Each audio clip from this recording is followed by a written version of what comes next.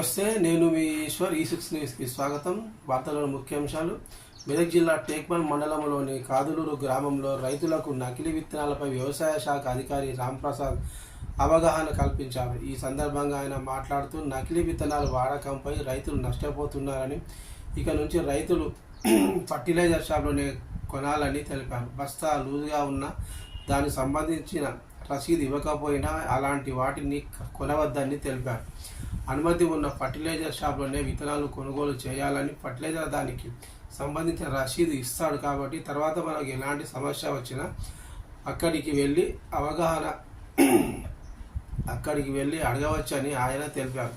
మార్కెట్లో ఎక్కడో దొరికిన నకిలీ విత్తనాలు కొని మోసపోవద్దని వ్యవసాయ శాఖ అధికారి రాంప్రసాద్ రైతులకు నకిలీ విత్తనాల వల్ల పత్తి దిగుబడి తక్కువ వస్తుంది,